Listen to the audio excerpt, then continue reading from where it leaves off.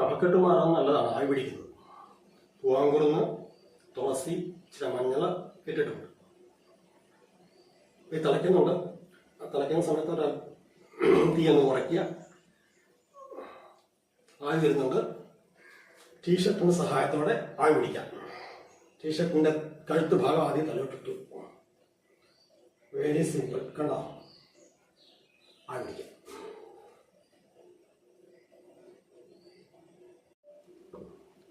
നമുക്ക് ശരീരത്തിൽ സൈനസ് ഉണ്ട്.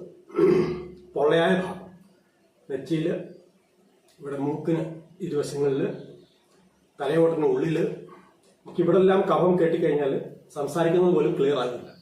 എനിക്ക് ഇന്നലെ അല്പം പോലും ശബ്ദമില്ലായിരുന്നു. ഇന്ന് കുറച്ചെങ്കിലും ഉണ്ട്. ഈ ആവി പിടിക്കുമ്പം ഈ സൈനസിൽ ഓപ്പണം അങ്ങോട്ടൊക്കെ ആവി ചെല്ലുമ്പോൾ ചൂടായിട്ട് കഫം കിടക്കുന്നത് ഉരുകി പൊക്കോളും. മ്യൂക്കസാണ് കഫം, അല്ലേ? നമ്മുടെ ത്രിദോഷങ്ങളിലൊന്നാണ് കഫം എന്ന് പറയുന്നത്. ഏത് ഡോമിനേറ്റ് ചെയ്യുന്നോ അത് നമ്മളെ ബാധിക്കുന്നു, അത്രേ ഉള്ളൂ. ഇത് ബാലൻസ് ആവും. നമ്മുടെ ഫുഡിലൂടെയും നമ്മുടെ വെള്ളത്തിലൂടെയൊക്കെ ഇതിനെ ബാലൻസ് ആക്കി കൊണ്ടുവരാം. അതിന് നമ്മളെ സഹായിക്കുന്ന ചില മരുന്ന് പ്രകൃതിയിൽ തന്നിട്ടുണ്ട്. അതിൽ ഏറ്റവും നല്ലതാണ് പൂവാങ്കുറും തുളസിയും.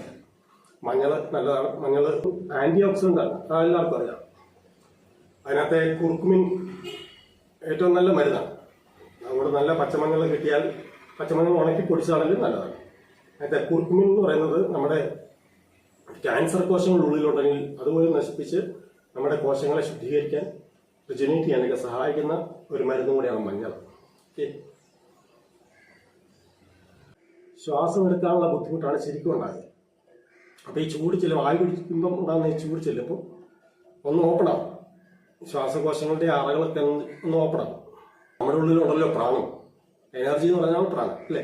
ഈ പ്രാണൻ വേണ്ട കാര്യങ്ങളെല്ലാം ചെയ്യും. അതിന് ഒരു സപ്പോർട്ട് അത് ചെയ്താൽ മതി. പിന്നെ ആവി പിടിക്കുമ്പോൾ ഒരു കാര്യം ഓർക്കണം, കണ്ണടച്ച് വെച്ച് ആവി പിടിക്കാവുള്ളൂ. കണ്ണിലേക്ക് ആവി അടിക്കാതെ നോക്കാം. ചെറിയ ആവി അടിച്ചാൽ മതി, അധികം ചൂടൊന്നും അടിക്കരുത്. ഈ വെള്ളം കളയേണ്ട കാര്യമില്ല. ഇച്ചിരി കൽക്കണ്ടം ഉപയോഗിച്ച് കൽക്കണ്ടം കൂടി ഇട്ടിട്ട് കുടിക്കാൻ നല്ലതാണ്. കുടിച്ചാൽ കഫം മാറും.